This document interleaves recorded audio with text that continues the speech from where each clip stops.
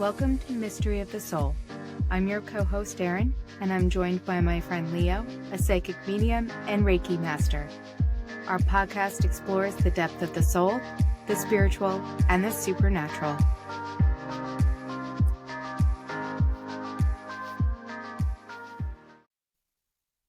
Hi, everyone. Welcome back to Mystery of the Soul. This is Leo. I just have an announcement for this year. Julia LeBlanc, one of my friends, really good friends, my physical therapist, etc., a Reiki student. We interviewed her last year, and she is doing me a big favor, and she's going to be filling in as co-host of Mystery of the Soul this year, since Erin is going to be very busy with a lot on her plate with working full-time, going to school, a lot of commitments that she just can't put in the time this year. Eventually, the plan is she'll be back, but we have Julia here with us. Go ahead, say hi, Julia. Hi, guys. I'm so thrilled to be doing this, so thank you. Julia loves to have a good conversation. Yes. So to kick off 2025, I know it's been a couple months since we've recorded, but tonight we have a really interesting guest. Her name's Kathleen Dale. She is a creative change consultant, a conflict resolution conductor, a life enhancement facilitator, and a clinical death experiencer. Kathleen, I'm going to turn it over to you and fill us in on what your mission is and kind of what got you started. Okay. First of all, let me say thank you to both Leo and Julia and everybody else involved with Mysteries of the Soul. Thank you so much. To be here is really quite thrilling. And I did not know that I was the first person of 2025 to be having this experience with you. You are. So I'm doubly like, woo, thank you very much. Yes. Okay. So, my whole thing in those phrases of how I choose to offer what I am and what I have to offer, the creative change consultant, a life enhancement facilitator, conflict resolution, all of my life, to be honest, making things be nice between people has always been something that I wanted. I think that's a pretty human characteristic. We kind of like it when things move smoothly between people. And when they don't, I think it brings our humanness to the surface that's like, oh, wait a minute, there's something a little askew here. What can I bring? How can we make it better? I think that's a very natural human response to conflict, small or not so small. And as a little kid, I don't know what it was, but I just picked up on those kinds of imbalances in the world around me, whether it be between adults or adult and a kid, or you walk into a store and you can feel that something just doesn't feel good. As little kids, I think that happens a lot because kids come directly from an area that doesn't have filters on love and filters on peace and filters on connection, because Source is all about unity and bringing everybody together. There are different schools of thought, of course, but ultimately we come from someplace else and we have this earth experience, and then we go off to someplace else again. We are in these bodies for a short amount of time. While we're in these bodies, things are going to change constantly. And yet dealing with change is been a sort of a paralyzing concept for we humans for quite a while now. I will be 70 years old in March. And the reason that's important to me is because I have lived through multiple decades of watching this. We want the world to be at peace. We want to be at peace with each other. We want to advance the better aspects of being human. And obviously, we're still seeing the resistance to that freedom movement. So it's just an energy that motivates me to try to build bridges over any area that could be more having a wall feeling to it than a bridge feeling. Let's make a bridge over the wall. That's the motivating. I hope I answered what you really asked. Yeah, I think so. Was there any catalyst in your life that kind of was like a springboard? Uh, all right. So I don't know what your audience is used to. You can speak about whatever you want to speak about. Okay, cool. Thank you. Appreciate Yeah. that. I just alluded to the continuity of life with a capital L. Everything is connected. Quantum physics brings this awareness to us, yet quantum physics isn't what everybody is using as referencing yet.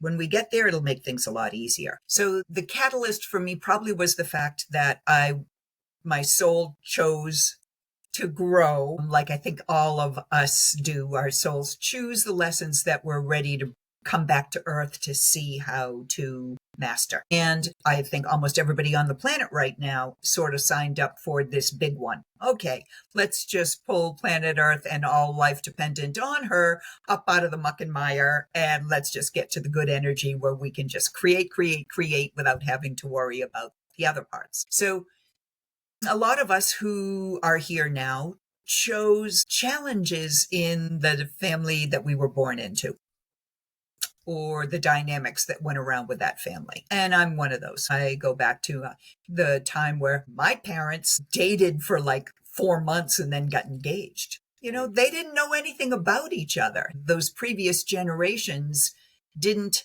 have the cultural support that we have now to get to know each other as individuals when we're interested in someone. So I had this lovely woman as my mother and this lovely man as my father, who never should have married. They just didn't get along at all. They looked good together. They danced really well. But, you know, that day in, day out thing, after 12 years, they just couldn't do it anymore. And my background happens to be Irish Catholic. And this happened to be happening at the end of the 1960s. And there was no divorce in a Catholic church. There was no divorce in an Irish Catholic family. And so there were all of those kinds of things that helped me realize really early on that there was a lot more than what was apparent that was obvious to life. And I think when young people who are born with the qualities of, I would call, intuitiveness, when kids don't have language for what's wrong, but they know it's wrong when they walk into the room, it's like, whoa, this is not an energy that feels good. Again, I think sometimes people will choose a situation like that to have as their fundamental growth experience early on that will shape what the potential storylines, directions, timelines are on a spiritual quest at another point in their lives. So having folks that really needed to get a divorce and really weren't comfortable with each other in the house for the 11 years before that just helped me realize what was from in here already that was looking to come forward. And I always wanted to make peace, like most people do. Do you think with the relationship that your parents had in the childhood, did that create some resilience for you? Without doubt. The resistance created resilience. Mm-hmm. You just gave me that, Leo. Thank you very much. You're welcome. Because that's accurate. Like, again, let's go back to using physics in the language with woo-woo. I think it's really nice when we can meld those things together and you don't have to, it's not either or, it's a blending, it's a weaving. Right. So with the language that physics, quantum understanding of reality is giving us, it makes it a lot easier to talk about spiritual things, because quantum's all about what you can't see. It's about the understanding and the foundation that the given that everything is related, and that when you put your attention, awareness, consciousness on something, and a particular way of putting your attention on something, it alters the outcome. So things like prayer, group connections, praying for peace, praying for somebody's well-being. Church prayer groups were huge 100 years ago. Then it all sort of like fell by the wayside. Those same church prayer group kinds of collectives of people are now showing up not only in church, but also on podcasts and on online in prayer groups, in peace groups, in intentional community focus. And that's, I think, that's one of the ways that we're starting to bridge all of the questing that's been being done around both spiritual components where previous versions of science couldn't give us an answer. And it's also the new science of quantum confirming what woo-woo and spiritual understanding has been giving us for thousands of years. Kathleen, have you or are you familiar with the book Your Spark is Light by Dr. I am not. I'll have to share that with you because it bridges a lot of the gap between quantum theory and science, and then also brings in the spiritual religious component as well. It's very sciencey. It's a doctor of physical therapy. I enjoy sciencey. So, I think for some people, it might be a little bit tough to read just because they do get into things like on a cellular level and talking a lot about protons and electrons and things like that. And I know that you can appreciate the sciencey background of those things. But they also do a really good job of kind of breaking it down so that it's very, very palatable and easy to digest for anyone. I think there would probably have to be a little bit more of reading it more intentionally. But it's a beautiful book that is. Dr. Hunt was labor and delivery for a very long time, and every time a baby was born, they would ring a bell.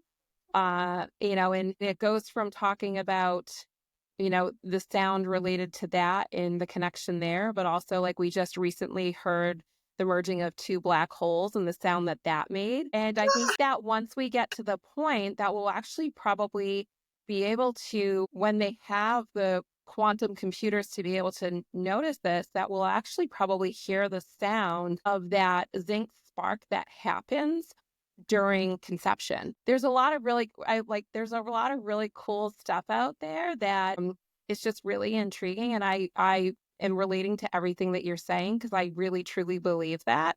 So yeah, I'll share that with you guys, Leo. We can put that in as Get the show notes. Yeah, at the show notes. But it's very sciencey, but it's beautiful, and it just kind of pulls everything together. And I think it lays a good foundation of like where we are actually headed. Fantastic. Thanks for bringing that up. I really appreciate it, Julia. I wrote a note, but I'm glad they're going to be in the show notes. It'll be in the show notes. Yeah, we'll put it in there.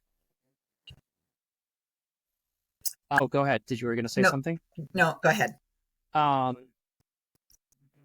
So I know you had a near-death experience, Kathleen, that was pretty profound for you. Can you tell us a little bit about that experience? Sure. I love talking about this. So you feel free to rein me in because I may go off on a tangent or two. It's kind of hard to stay really rooted when I'm in this story. That's okay. Go for it. Thank you. When I was 31 years old, I had this experience. And so I've had quite a bit of time to live beyond the lessons that were planted, to live with and grow with the lessons that I believe were offered to me during that experience. I had been working 3 jobs and 6 days a week for about 4 years, well, less than that, 3 years, because my kid sister with whom I lived had a back injury and was told she'd probably never walk again. That's kind of a dire set of circumstances to be handed at 26 years of age, which is what she was at the time. And since we were living together and we didn't have any other housemates, it was on me to take on all the finances. And now, again, we're talking back in the 70s, so there wasn't workman's compensation, things set up the same way and so forth. Long story short, I worked huge numbers of hours, many days a week in a row, using substances to keep myself going. I was at work at Digital at 6:30 in the morning, worked until someplace in the afternoon. If there was overtime, I stayed for overtime there. If there wasn't overtime, I went to a waitressing job I got out at 1:00 in the morning. And it took me until about 1:45 to get home. I literally would drink half a bottle of wine to go to sleep, pass out, and wake up again at 5:15 when the alarm went off. I'm saying all that so that people will know what I want to be explaining is I'm taking responsibility for what my part was in the imbalance that was already in existence in my life. But it came one particular day where my body just responded like, I can't do this anymore. And I woke up I was completely unable to move anything from my neck down. I couldn't move my arms. I couldn't move my legs. My sister called the ambulance. I was taken to a local hospital here, UMass, which did everything, that it does with the bringing you into the emergency room and getting you hooked up on all the equipment and all of that. I had all of that done. I was whirled into the emergency room and my blood pressure and everything was really gone. They'd hooked me up to a bunch of different machines, and I'm kind of sort of paying attention to that, but not really. Because, like when you're sick, you're not really in the 3D world around you anyway. You're already in someplace else. So I was in that physical environment going through that when I had the awareness that I was looking over the trees on Lake Quinsigamond. Look at that. I can look over the trees. I'm right over the water. I'm Lake Quinsigamond. How could I be feeling like I'm sitting over the trees on the shore of Lake Quinsigamond when the building is about 3 blocks back there? That thought came into my mind. My consciousness went right back to the emergency room. I said, let's try this again. Brought my consciousness back to the lake, and I was there. As soon as I realized, wait a second, what is this? My consciousness was back in the emergency room. Not in my body, however. My consciousness was up in the corner of the room. And if you read anything about people who have had this experience, this visualizing from the corner of a room where the ceiling and the walls meet is something that many, many, many of us have in common who have had this experience. So I don't know why, but I think that's pretty important that they're starting to be able to literally draw lists of similarities for people who are having NDE experiences. So from the corner of the room, I'm observing them working on my body, including pulling out the electric paddles. I'm watching that and I'm going like, this is really kind of weird. And then somebody starts calling my name. A bunch of people start calling my name. And it felt to me like it came in over my right shoulder. So even to this day, when something intuitive is coming as a message to me for someone else, my hand goes like this over my right shoulder. It's like the clear energy from that first experience with the clinical death and how intuition came speaking to me still comes in that route for me. And the voices that I heard calling my name were all really excited, and they were really excited to be talking to me. And I realized this is really wild. It was a handful of people who had passed through their life experience, had the physical death, and had moved back to spirit already in my life. And I lost over 20 friends before I was 25 years of age. That's kind of a lot of death to have around you as a young person. And I won't go through all of the questing that I did around that, but it was really important for me to be clear that within myself that this group of people who was calling my name so enthusiastically was all my young friends who had died while they were young. And they looked just like I had remembered them. And so my head's running through with all of that. And then another voice comes into the picture, and I realize it's my grandpa. Now, when he comes into the picture, the friends just sort of dissipated out of the way. And it was just grandpa and me at that point having a conversation. Now, I want to say these conversations are not like we're doing here. Everything, once we don't need our physical bodies, everything about communication comes from here. It's telepathic. It's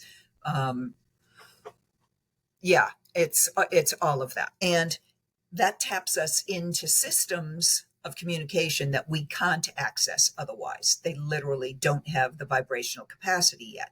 We're evolving to be able to do that very shortly. But right now, most of the time, it takes a little bit of a something else to get you into that space.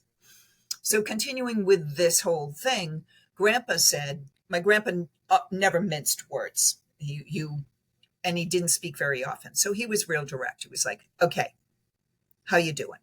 I said, I think I'm pretty good. He's like, do you know what's going on here? I said, I think so. He said, what do you think? I said, well, you and everybody else that has spoken to me here, all are dead.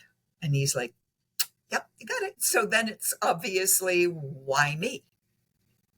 And Grandpa dissipated into the background, and my next part of the experience was with a collective of beings who, the best way I can describe them is immensely tall and immensely vibrant. They were simply columns of pulsating light. That might have been like angelic energy. It felt like that, but I don't want to label them a particular thing, but people can interpret it whatever way feels good for you. Though for sure, I knew they were nothing but love. There was the pulse, the vibration, the frequency, the emanations that came from these beings. There is nothing but joy, beauty, love, acceptance, possibility, everything of that we want as that which sustains what we're desiring. It's energy that does that. They said, we welcome you, first of all, and we want to know if you're ready to come with us. You went with your friends, you went with your grandfather. Are you ready to come with us? We have something to show you also. And I said, yes. There was nothing about this that I was afraid of. It was just so fascinating, so different, felt like such an expansive invitation. And there was no fear whatsoever or in the energy of this place. So I was like, sure, what you got, bring it on. And at that point, it felt like, like I was in the middle of a hologram. Now we have language for it. Back in 1986, we didn't even have language for this stuff. So it still takes me a while to get to the language, get it right. But I would say for you folks listening that it felt like I was in a hologram. And what happened next was I was surrounded by, I was like, it came down kind of like a disco ball. Came down, this massive sphere came down around me so that I'm standing in the middle of it. And on the inside of this disco ball is, instead of the disco ball having those little facets of mirror on the outside, turn them on the inside and turn them into TV screens. This sphere had millions and millions of little TV screens on, and they all had something going on. And I'm standing there looking 360 degrees around me at these images on these millions of screens. And I realize these are moments from my life. From like, I'm a child, I don't even, there's not big things, not, memorable things. These are all just moments of my life. And most of them I'm not happy in. So I'm in that space for a while. I'm getting very confused. And then the light beings come back and I'm upset. I'm very upset. And I say, why did you show me this? And I'm crying. And I don't remember my part in that And next, as much as I remember them stepping really closely around me so that I knew I was completely embraced by the love vibrations of who they are. And they said, my goodness, something along those lines. This was not our intention at all. Our intention was not to distress you. Our intention was to show you every time in your life where you were not being honored and you chose to love anyway. Wow. I went from the Catholic guilt, I am not worthy. Of course I did something wrong. While I'm looking at my life review, and they say, no, it's all about the love. It's not about what you didn't get right. It's about what you're willing to stand up for over and over and over again, because you believe in love and you believe in connection more than you believe that things can dissipate that. And that's what I came back with as the most important factor. There's more to it, but doesn't need to happen here now. Ultimately, I will say, though, I was given a couple more steps. And in the final step, that I walked across a bridge that grew as I walked across the body of water. The bridge grew underneath my feet. And I was not into crystals and all of that sort of thing at that point, but it was a clear quartz crystal bridge that grew under my feet as I was crossing. And now I obviously do a lot of work, or have been hanging out a lot for 30 years with the crystal realm and the energies that they have to help us bring peace and hold harmonies of love and peaceful vibrations. But when I got to that bridge, I went to put my foot on the other side after the crossing of it. I'm about to go to literally the other side of the river, and I hear my sister's voice in the hospital, in the waiting room, talking with my mother. And this is what I hear. I hear my sister say, "Mom, I don't care if I have to come and steal her in the middle of the night. She is not spending the night in this hospital. She is coming home." When my consciousness, which was not in my body, heard that, it came right back into my body, very forcefully, very violently. And I was very sick. It was not pretty in that emergency room. And it took me 7 years to forgive my sister. 7 years to forgive her for calling me back, because I did not want to come back. I wanted to be in that place where love rules supreme. And it was immensely terrifying to come back here where that's not the case. And it took me a few years to be really capable of melding what that experience was and what life in my everyday reality is. But back in 1999, I was informed by Spirit that I would start talking about it. And I was not interested in talking about it at all, but I was informed that I would be talking about it. And I was given 2 dates. And I was told to go book a hall. I mean, their Spirit is really specific when it decides it's going to speak to you, as both of you well know. And I wound up doing these talks. I wound up doing 4 of them the summer of 1999. And they gave her a name. Spirit gave her a name when they presented her. They said, "Dead gal walking, dead gal talking." So that's another aspect of how we can move conversations forward from things that could be terrifying, like a death experience. But when you look beyond the fearful stuff, there's so much more beauty there. So Kathleen, so you know how you described when you were walking over the water and the bridge just started to like form as you're walking over the water? Kind of what I was getting a minute ago is it wasn't necessarily the bridge more than it is actually you. And you came back because you're a bridge to peace and love. And I think that's the purpose why you are back here.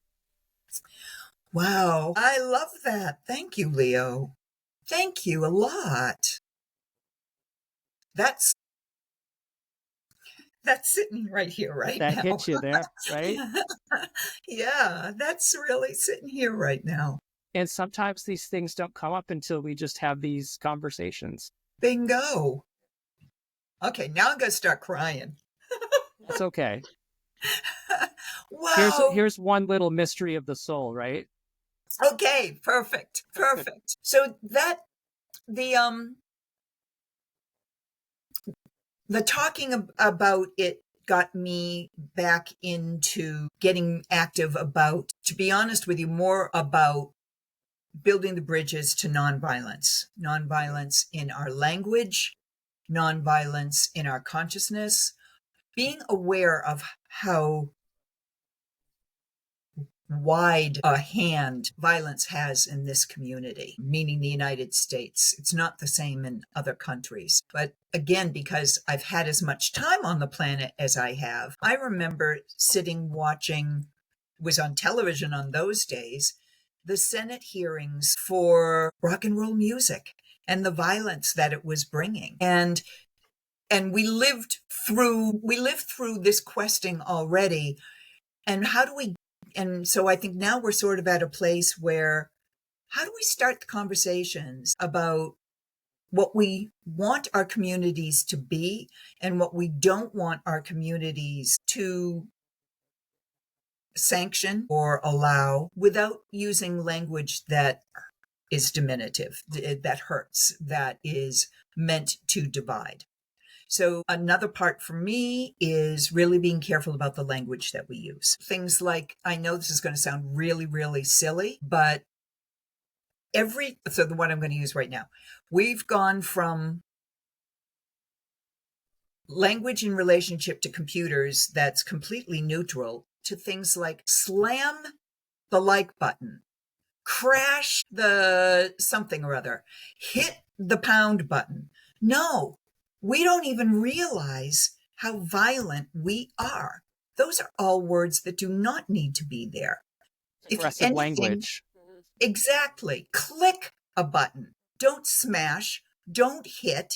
Don't punch. We've gotten ourselves so out of balance of what the inner language, which is about unity, connection with the physical world, connection with the non-physical world. Physical world connect through the root chakra on one end and the crown chakra on the other. There's things that we need to be looking at ourselves as individuals and deciding, how do I want to be presenting in the world? Do I want to be a face that's believes that we have a future? That's the one that we want? Or am I going to walk around with the face of, oh my God, I hope it doesn't happen the way I don't want it again today? Again, I want to bring this now into the quantum physics. With the new understanding of physics, we understand that what we put our attention to is amplified. So if we're looking at the newsreels every day and listening to those people talk for anywhere from 7 to 90 minutes on a subject, you're just taking in a propaganda, if you may. It doesn't even matter what they're saying if it's not your own interpretation of the information. And when we're not allowing for our own interpretation, it's a lot easier to be thrown off center. So because the language that's out in the outer world is so violent these days, I think one of the things people can do is decide for themselves, do I want to be walking a peaceful path or do I not think that that's an option available to me? If you decide that oneself has what it takes for oneself to decide to look at these kinds of things, like, how can I be a nonviolent individual? How can I be a peaceful person in the world? You can literally start looking at things like that. What's my language? Am I taking an extra moment to choose a word that sounds inviting rather than dismissive? Things like that. I think these are the steps that can and will shift this focus on how we're going to move planet Earth up the ascension ladder. There's a fantastic program in Maine, an educational program. A gal named Zoe Weil, I believe, Weil, I believe, in Maine is running something called the Humane Education Center. And she's been working on this for 30 plus years, and she's finally getting some really good recognition. Multiple states have brought her program in. She's all about creating solutionaries. So her programs take kids from grade kindergarten all the way on up, whichever teaching systems want to bring it in, and teach them how to be creative solution makers. You don't sit there talking about the problem. You don't say this guy's the bad guy, that guy. Her programs are about bringing people together who have a desire to make something better than it is. And they learn from each other how they need to communicate so that they can create this project. And it's remarkable because obviously nonviolent language is a component of that. Nonviolent anything is a component. And I just think it's a remarkable place for us to start thinking of how can we tangibly, actually, with tools that are real, how can we start to shift things to a less fearful version of reality? So I have a couple thoughts. They've done studies where like they take kids and adults and they'll say to them, one-on-one, what's something you would change about yourself or about your body? And you sit down with adults and it's, I get rid of my stretch marks. I, would have smaller ears, all the things that we think about like negative, like we have to change something about us, right? Like there's something wrong with us. And then you take the kid and what's something you would change about your body? It's like, well, I would have a mermaid tail because I could swim really fast in the water, and I would grow fairy wings because then I could fly, and I would have a shark mouth with big teeth so I could chomp and eat anything and everything that I wanted to. And it just goes to show that like we're not born, we're not made this way. So having a language that does instill a more aggressive or just violent or negative tone to it, I think that has a lot to do with it. And then you think about like we should be positive beings, right? We're energy. So if we're energy and we're surrounded by things that are negative, then it's going to start to deplete our energy source. And we're going to go to more of those negative things because like is going to attract like. And if we go to more of the positive things where we have that positive energy, again, like is going to attract like. So I think that those are some of the things like Leo and I have discussed, human connection. People will give up an in-person human connection that they have to, like, I think of young kids. Oh, I'm going to go play with my friend on this video game. And they don't even know this friend. It's not somebody that they actually have an in-person connection with. They're giving it up for something else. People who relate to somebody in the media who is giving them information and they give up that in-person connection. They're not going to grab coffee with their friend. They're going to listen to this program and hear information from somebody that they don't actually connect with. And I think that just all starts to shift our energy in a really negative way. And so I think programs like that, it's a beautiful thing because then you're taking and you're providing, again, solutions. My grandmother has always said, there are no problems, there are only solutions. And, it's at work, we do a 1-3-1. You have a problem, you look for 3 solutions, and then you figure out which is the best one, So I think if we change that mindset, like you're talking about, that it allows people to tap into those sources of light and love and positive that exist in them. Bingo.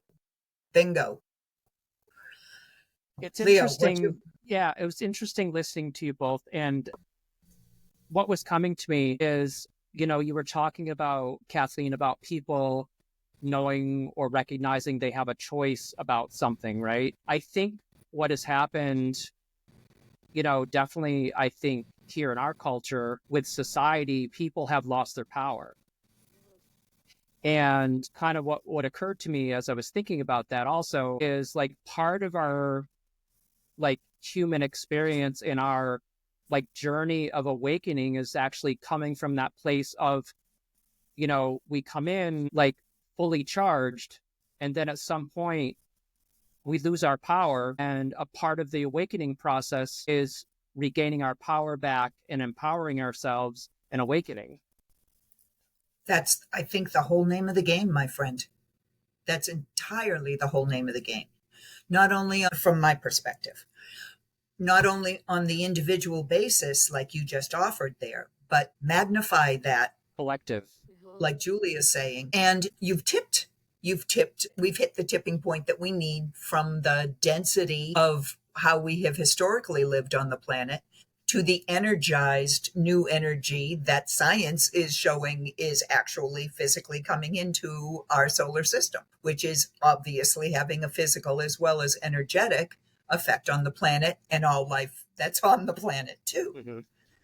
Your thing about empowerment, both of you bringing that up. I don't know if you did that intentionally or intuitively, but that's perfect setup for where I want to go next, because my big thing now, in conjunction with what we just said there, is empowering people to believe their power as a peaceful person. So alliteration is really big with anything that I do. And what came to me is Peaceful People Power. And that's a website and a situation that's in process of development. It'll be getting there soon. And I want to turn that into a place where people are sharing what you guys just shared, sharing ideas. How can we build a community that wants to, hey, I tried this and it really worked when I thought it was going to swear a blue streak at somebody, but I tried this thing that I heard about and it worked. Or I go to a meeting every couple of weeks with some people from my village, and we do this, and we've made 4 things better in the village because we're not yelling at each other anymore. What Peaceful People Power to me means on planet Earth right now and in the United States right now is this is the everyday people remembering we're not every day. We are magnificent expressions of source, of love, of infinite intelligence, of beyond comprehension brilliance. And the light, the energy, the forces that create life of the cosmos, planets, solar systems, stellar bodies, galaxies, we have the same components in us. We are one and the same with all that is. So if we can just look at these new offerings from nonviolent, peaceful peace, we're turning around the things that right now feel like chains around our neck in a heartbeat. Literally, we can change it in a heartbeat, and we are changing it in a heartbeat.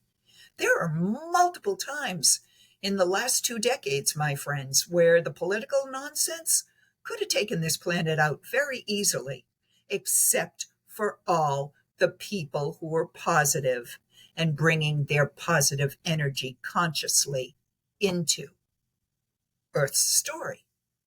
And that's all behind us now. We have so much of the new energies, of the high love frequencies of planet Earth that are showing up as the aurora borealis, hanging out a lot longer and a lot more southern exposure than we've seen in many, many years. It's things like if you go to NASA, there's other places to get it too, but if you go to NASA on a daily basis, they give statistics about the electromagnetic fields that are coming with the solar flashes and the coronal mass emissions. This sounds, from that side, it sounds woo-woo, but from the NASA side, it doesn't. And it's one and the same thing. So I think another thing that's going to come once we start focusing on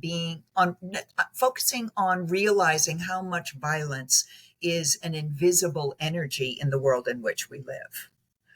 Once we realize, that's a component I could be aware of each day, we can dismantle it individually in our lives. That leaves space for the beauty of who we are naturally to come back up and be heard again through our intuition. And then we can be using it through our own voices and share it out into the world. But I feel we've already turned that curve, that particular curve. I'm seeing evidence of that really taking root. And I feel by the end of 2025, we're going to be in a very different version of reality than we're carrying into the beginning part of 2025. I think the power of positive energy, the power of love, it's only going to get stronger because the more and more of us are waking up. So there's more and more consciousness space in the human species to be able to accept these downloads, if you will, of pure love information.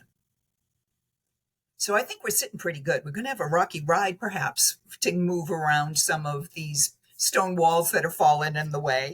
But, we can get rid of those and we can move them to places where they're going to help build a shelter for some sheep or something. Reuse everything that we can possibly reuse, waste not, and honor this physical world, the blessing of us being in these bodies, the miracle of it.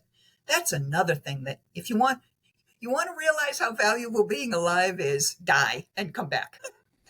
Really does make it a lot easier to go like, yeah, no, I'm not going to take this too seriously when it's something that previously would have taken me out at the knees. We are in a momentous human history moment, planet Earth moment of life is asking us, do we want to create? Do we want to live in beauty? Do we want the joy that our hearts is pumping into us all the time?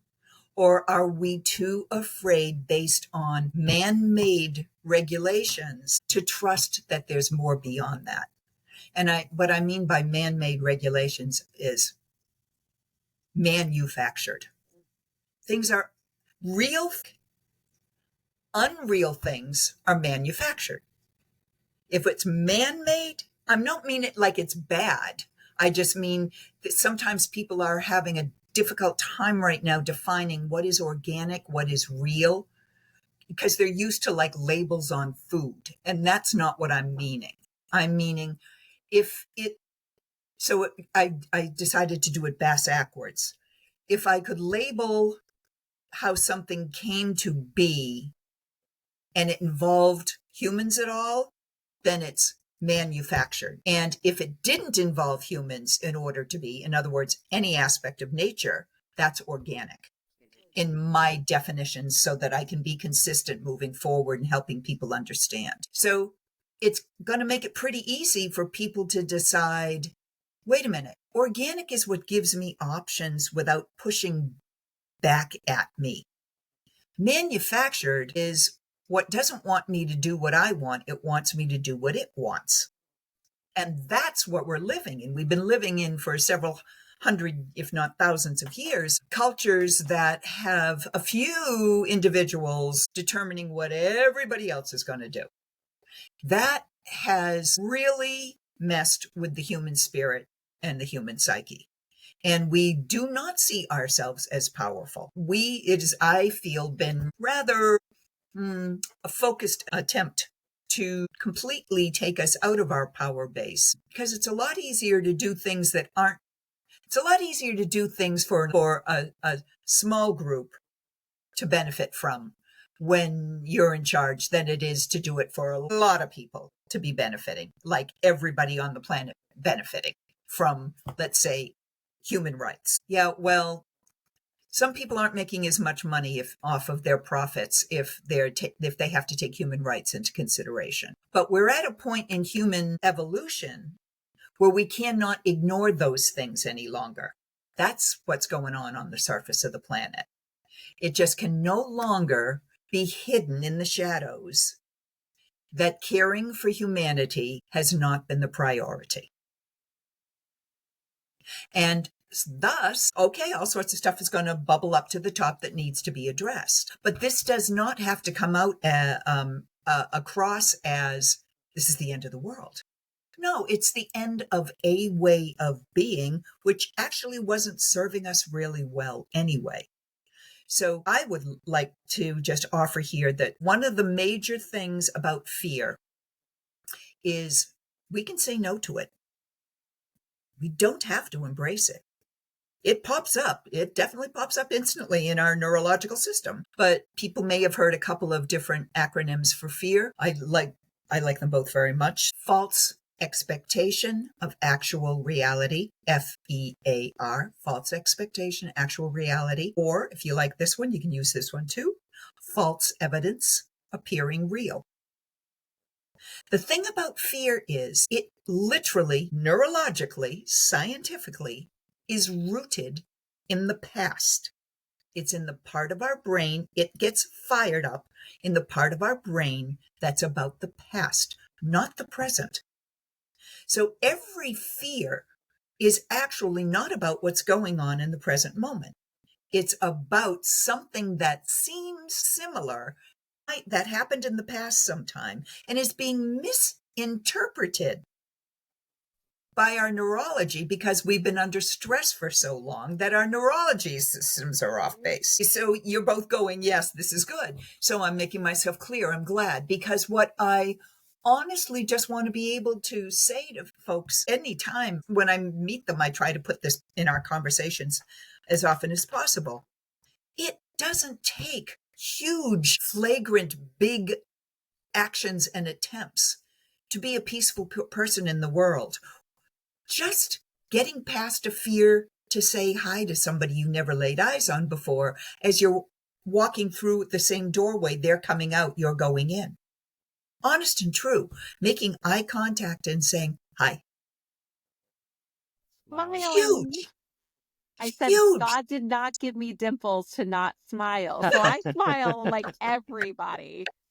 And people are like, you're always so happy. And I'm like, well, why not? Why not? I walked through the door. Leo, I actually walked into the coffee shop the other day. I walked through the door. I don't know why I was smiling. Big smile on my face, probably because I was getting a coffee. Caffeine. Yeah. And I noticed that. a childhood neighbor was in there having coffee with a friend. And I, was zipping right in and just going along. And she's Julie. And I turned around and I was like, hey. And she's like, you are just always smiling. And I was like, well, why not? Why not? It takes fewer muscles to smile than it does to frown. Right. But I By think like huge amounts. It's so important, just taking a moment, and even I stop for coffee and I will look them in the eye and say, how are you doing today? Like, I'm good. Right. They don't know what to say. Right. And it's those simple things, holding that door, smiling, young children, trying to teach them like the way that we present ourselves, the energy that we have, how we act towards people, being kind towards people. It really, truly does make a difference. Both ways. Yes. It makes a huge difference in the one that's offering, and it makes a huge difference in the one that's receiving. Yeah. Mr. Leo, what's your input? Well, I agree. One thing, I'm a little distracted because I wanted to give you a clarification on something earlier that I said to you. So, okay. You remember how we were talking about the bridge? So I got a little clarification. It's not that you're just a bridge, but you're a living bridge to peace and love. Because of the fact that you're a living bridge, you not only can be in one place, but many places. Wow. So you're serving in that capacity. You're bridging a gap. Yes. I love you both. This is yes. great. This is super. Thank you both very much. Getting a vision of like a beacon in a center and like multiple bridges like coming to that central beacon. That makes sense. I just got tingles. So yeah. makes sense. something right about that. But like you're a beacon, and you've got all of those bridges coming to connect at you because you're a source of that love and that light for all those people that are going to come to you. Right. Oh, wow. That's You're like, lovely. here I am. Let me give you a bridge to show you. I think once we regular humans, I thank you both for those lovely words. I just realized I just jumped over. I thought them to myself, but I want to make sure I say them for everybody to hear. So, like yourselves, I came in intuitively open, inner wisdom turned on. I think of intuition as let's get into it. Just whatever's like going that. on in here, Mhm. let's get into it. That's what our intuition is all about. And the way the two of you are able to take whatever I'm saying right here and have an instantaneous, real response to it, not reaction, but response, is how things are working now on the planet. Because there are more and more folks like yourselves and your audience here who've already shown up, made the commitment to get into an earth body and grow up here. And now we're at this aha moment in consciousness where the astrology and astronomy as science are showing us we have literally in the last several months moved to a different part of the solar system and how it receives information. So all of this is prepping life on planet Earth and supporting life on planet Earth to go for it, to trust in ourselves, to walk into a supermarket. I heard this one the other day with somebody talking online that I just thought was really sweet. And I tried it myself 2 days ago. So maybe we can use this as one of the starting episodes for everybody to just try, if you are so inclined, talking to someone that you didn't know before and bringing thankfulness, appreciation, and gratitude in, because these things are really, really important. So first of all, I call that playing tag with life. Thankful, appreciative, grateful. I play tag with life all day long. Thank you for that driver for letting me out in front of them in line. Thank you that guy who just passed me didn't hit me, even though I thought he was going to. Those kinds of things. Make it fun. But the one I tried myself after hearing somebody online talk about it the other day that was a whole lot of fun was when I went food shopping. And I've had a gazillion different types of jobs, and retail is one of them. Anytime you're dealing with the public, oh God, I can't even imagine what it's like dealing with the public these days. All these people need huge, huge, huge thank yous. Anybody who's your barista, the people stocking your shelves in CVS. I mean, like, seriously, if you get a job where you got to deal with the common everyday person who's all their few stuff is showing everywhere these days, we really need to honor these people. So that's what this podcast was talking about. And I chose to try it. And I went to the supermarket and I stopped and thanked the people in the aisles who were putting the food out and organizing things and taking the old things off. And I said, I just want to say thank you. We have a tendency to take for granted that these things are going to be here on the shelves. And I'm just realizing it wouldn't be if you weren't willing to be doing that right now. And I just want to say thank you. Man, oh man, I was a completely different person when I left that store. I was so glad that I took that person's impetus. And you don't have to do it with every person. I got a high off it on the first person, so I wanted more. So I went to a second person. They felt it's so beautiful to see somebody's face go from to wow, thanks. Right. You kind of made their That's day. all it takes. That's all it takes. But we've been so diminished to believe that we don't have any power that we've even forgotten how to be powerful just by being there, just by presenting yourself to another human being, as Julia, you were saying that you and Leo have had conversations about. There's lots of really practical, really simple steps that we can take to step back into being peaceful people powerful. And that's, I think, one of the major names in the game on the planet right now. And that's why these kinds of conversations are happening so much more often. Every month, there's more of them. It's fabulous. Kathleen, I wanted to share, I don't know if you've heard of it before. It's called a metta meditation. I'm also a yoga instructor. So a metta meditation is a meditation in which you actually send love. And so you send love to someone that you know well, someone that you know, but maybe not very well. So it could be the barista at the coffee shop that you go to. You send love to somebody that you don't like. And then you send love to yourself. And I find that it's hard to send love to somebody that you don't like, but people actually seem to have the hardest time sending love to themselves. And so it's a great way that if you're not really quite ready to take that step of like in person, in the public, thanking somebody, face to face, that feels a little bit like nerve-wracking, that you could start with something where you're just doing that sending love meditation and working on that. And then maybe building up the courage to be able to say to somebody, thank you for providing us with this food on the shelves. And, it's much easier to go shopping and be able to get my food. So I just wanted to share that. The other thing is Pay attention. That's good. Yeah. Pay attention. The other thing that you were saying about just astronomy and, space and things, I have to share with you guys. So the other night, it was a full moon.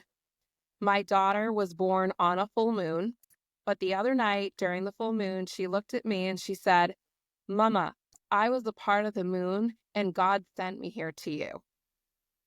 Oh, Wow. She's my little moon baby. And I was like, I love the moon. And it just, I had to share that because you brought up a couple of things. And I was like, talk about That's awesome. Quantum theory and energy exchanges. I was like, I think my 3.5-year-old just proved that there's something there. Your moon baby. Fantastic. I'm going to say this simply because of what you just said, Julia. I came across today short on YouTube of Coco, the gorilla. Mm-hmm. Are either of you familiar with Coco? Was it the sign language? Yes.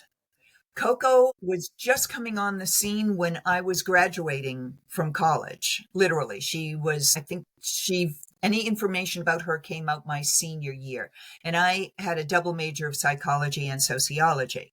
And what this is that I'm referring to is a gorilla baby was born into captivity, was never a wild infant. And a researcher started a relationship with this infant. And the long story short is this female gorilla named Coco learned how to sign language and spoke and had communications for, I think it was close to 30 years with people, well over 20. If you go to YouTube, you can find she has interviews. There are interviews where she and Mr. Rogers are sitting together. She and Robin Williams, my golly, your head will spin. And then this one that I found today wound up being her final message. She did a video message and she went to sleep and didn't wake up that night. Okay? Just that context is enough. This gorilla spent her final hours signing a plea to humanity to wake up and stop being stupid and stop hurting Mother Earth and nature. You want to be reconstructed inside? Listen to a gorilla. Tell us what we're doing wrong. I've been altered all afternoon. But these are the kinds of things that, because we live in this moment in time and because we have technology, we can use the technology to bring these kinds of things together as well as separate. Everything I think right now is, which side of the coin are we looking at? It's all on the same coins. Life on planet Earth. That's the coin. Are we looking at the half full or the half empty? Are we looking at the I can'ts or the yes we can'ts? And that sort of challenge, I think, is harder for us right now than for any of our ancestors because we haven't had to physically work for things the way they did. They believed anything and everything was possible because they had to do it. Now we have so many choices. I don't want to put that much effort into that way. I'll go get it another way. So I think life is asking us to look inside, first of all, always.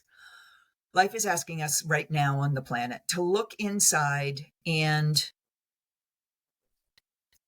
like you were just offering, Julia, just get comfortable in your own skin. What is it? What is it that brings a smile to your face, that makes you giggle, that sends your head reeling backwards with a bunch of things that you thoroughly enjoyed spending time doing? These are major, easy ways to get out of the stress hormone syndrome that happens simply by functioning in everyday modern life. You have both offered through this entire conversation ways to keep it simple so that we can keep it going.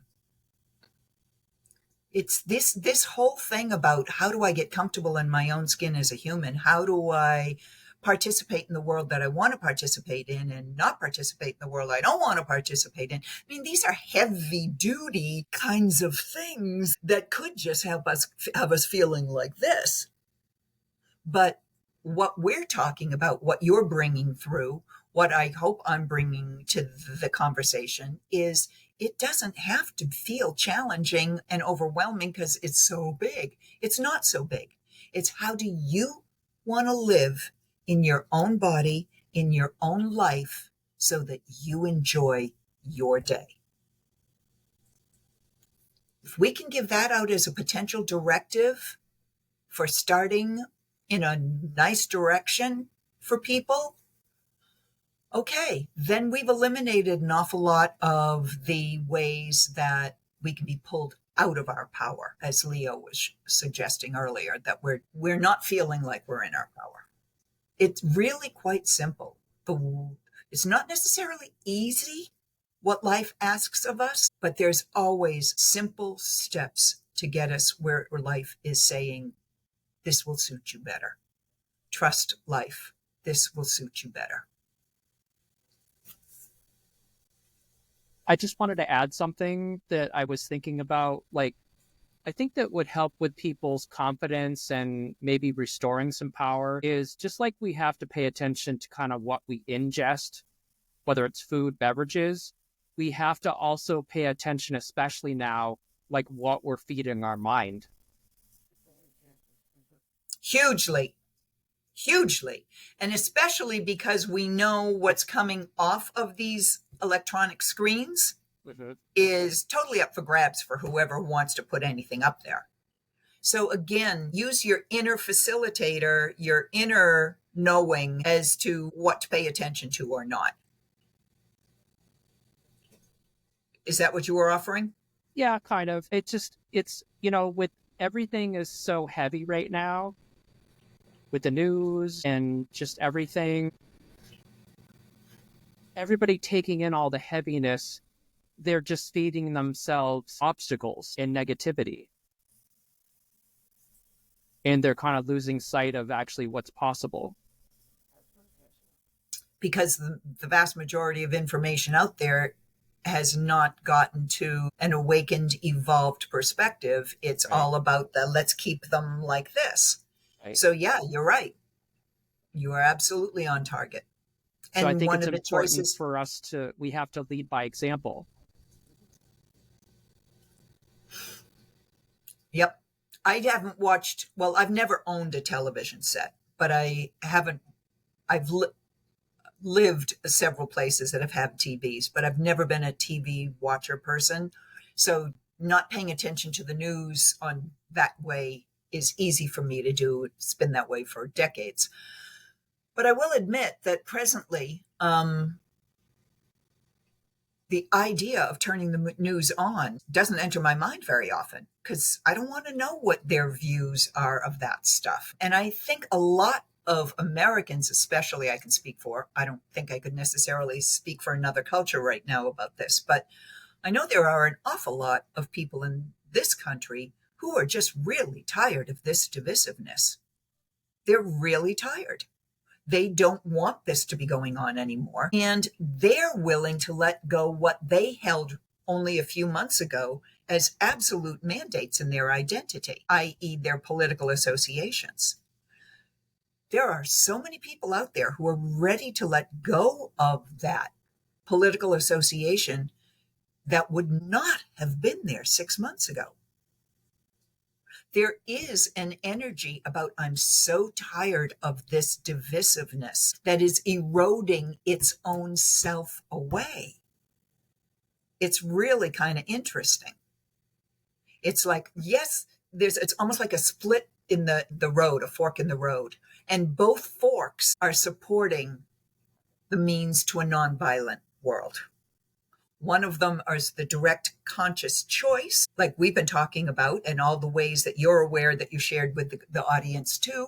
And then the other way is simply because it's time in evolution for us to be getting back into our power.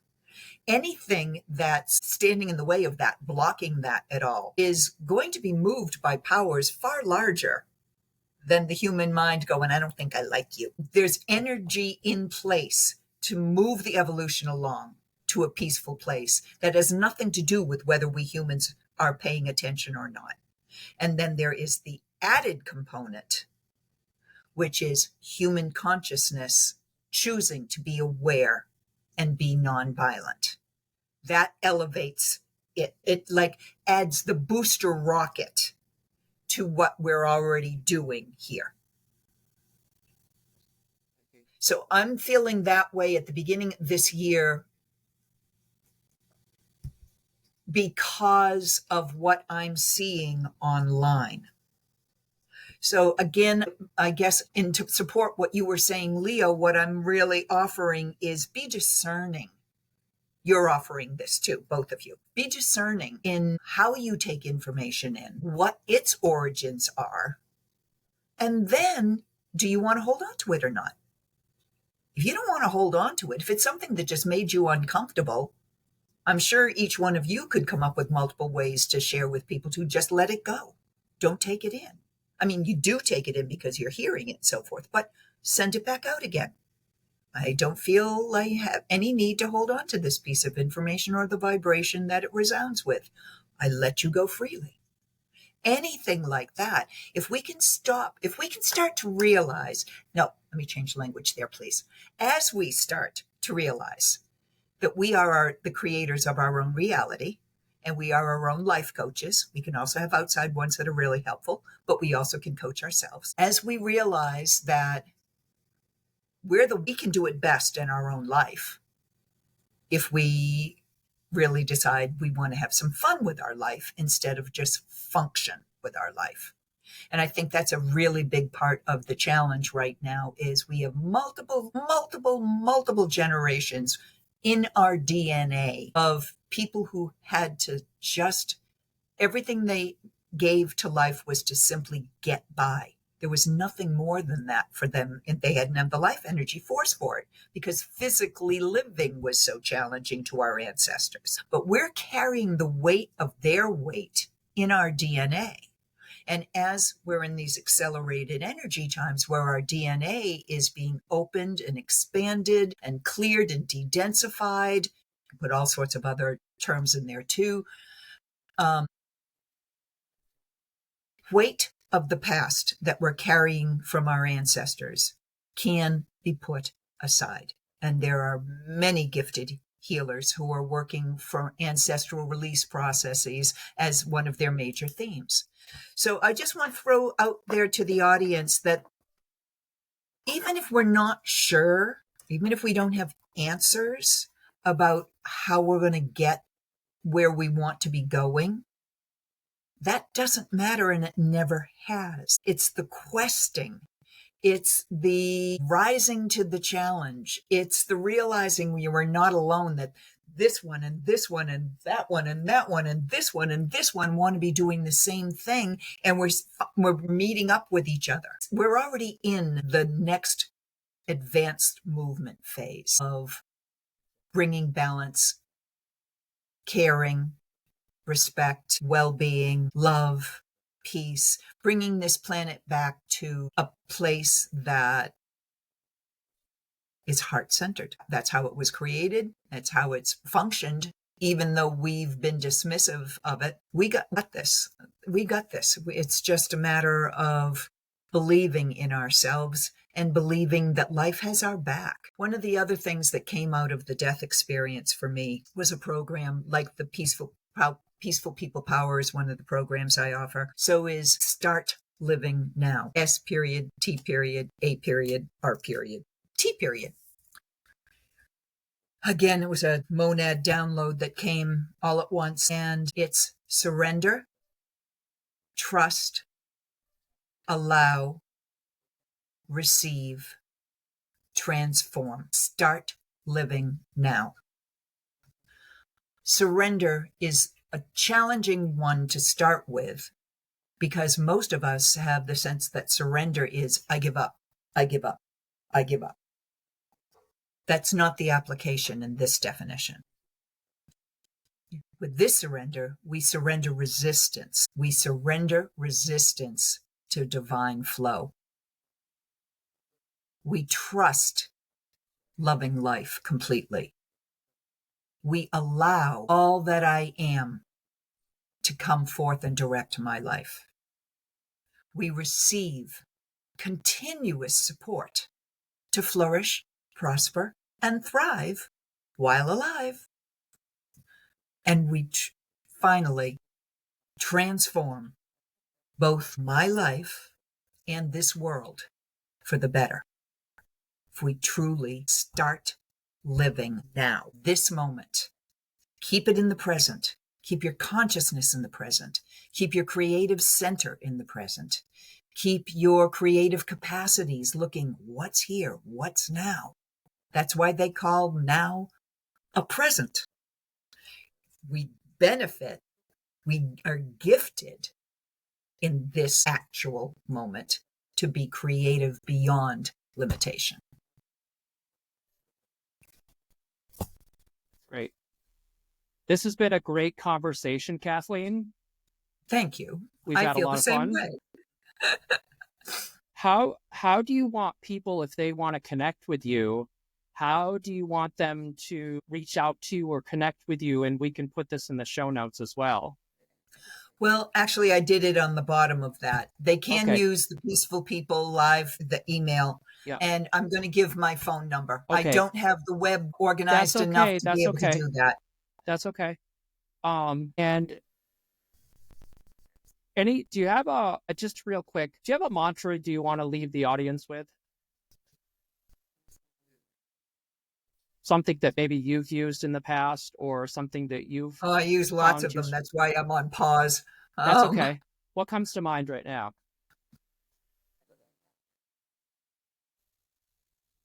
I know I'm putting you on the spot.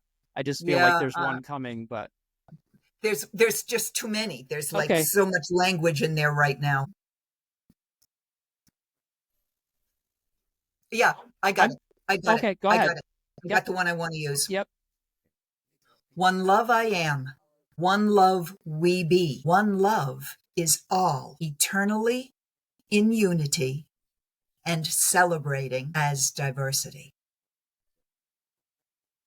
That's awesome. That's Thank the you. one that's come most recently. So we'll go with that. That's awesome. Thank you. Thank you, everybody, for joining us. And we'll get Yes. this. We're looking forward to talking again with you. Thanks, Kathleen. Thank you, everybody. It's Thank been you, such a Kathleen. pleasure. Thanks, Julia. Night now. Bye. Good night. Thank you for listening to Mystery of the Soul. Be sure to subscribe so you never miss an episode. If you have a question, topic suggestion, or just want to say hi, we'd love to hear from you. You can visit our website at mysteryofthesoul.com, reach us on Instagram, or email us at mysteryofthesoulpodcast@gmail.com. If you're interested in booking a session with Leo, you can contact us at Mystery of the Soul or visit Leo's website directly at leomediummccarthy.net.